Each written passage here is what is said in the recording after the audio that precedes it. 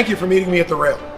I recently read an article that listed the least prestigious jobs in America, and several of those gigs were restaurant gigs. I gotta tell you, it pissed me off. I've been in the restaurant business since I was 15 years old, and I take it personally when people diss our business. The average business professional couldn't handle a Tuesday opening shift without melting into a puddle of tears. And it got me thinking about a presentation I used to give years ago when I worked for PepsiCo, and it really talked about what it means to be a restaurant professional. It goes something like this. To be a successful restaurant manager or professional, you have to have a myriad of skill, and you have to be prepared to do so many things. And I want to review what it's like just to run your day. So you arrive for the shift, it's 8:30 in the morning, and there's a vendor waiting for you. You bring him in, you verify the order, you code the invoice, you get that all squared away, you head into the office.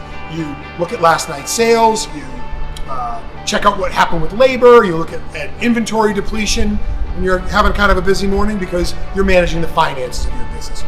You're a finance professional. Phone rings, and it's the opening server who lets you know that he's not feeling well. Third time this month. Terrific. So you got to scramble to cover that shift.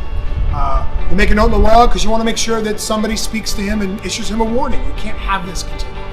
As you're walking through the kitchen, you see two of your kitchen guys having a really heated argument. You gingerly enter the dispute, you calm them down, you resolve it, and you're feeling pretty good about getting that done. And then you realize you have 2 server interviews this afternoon because you've got to replace the guy that keeps calling in sick. These kinds of personnel management experiences are what you do every single day. 10:30 comes. You meet the kitchen manager on the line. You're going to test all the key items on the menu, maybe try a couple of new recipes to see if something is either going to be a special or put on the menu. You expedite a great lunch. Things are cooking, short ticket times, happy guests, feeling pretty good. You're really managing the shift almost like an offensive coordinator. You're prepping your team for what's happening, you're calling the plays, and hopefully you run to victory. The volume of operational tasks you have to accomplish every day is staggering, and you do them really, really well. As the shift wears on, one of your servers comes to you and says, "Oh, I forgot to put in a customer's order," and they're getting kind of antsy.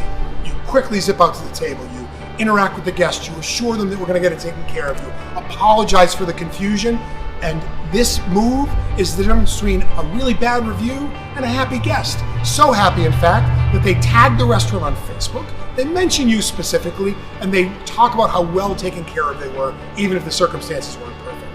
Is there a better way to grow your business than treating your guests well? I can't think of it. Now, you look down in the server alley and there's a spill. You call for a busser to get it cleaned up because you don't want somebody to slip. And then you remember, today's the day we clean the condensers and we change the filters. You get the kitchen manager on that, you note it in a log, you make sure that you're staying ahead of all those risk and prevention issues. This all happens before 1:30 in the afternoon. You truly do more by 2 o'clock than most people do all day. You're a rock star. Nobody can appreciate, except us in the business, how hard it is for you to do what you do and to do it well. We are so proud at the Rail to serve you, and we want to do a better job every day of bringing you the support you need.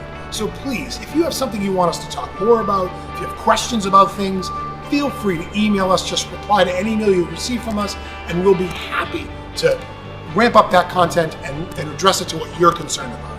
We're proud to serve you, and we want to continue to do so and to be a great part of what you do with your business. So thanks for listening, and we'll see you next time at the Rail.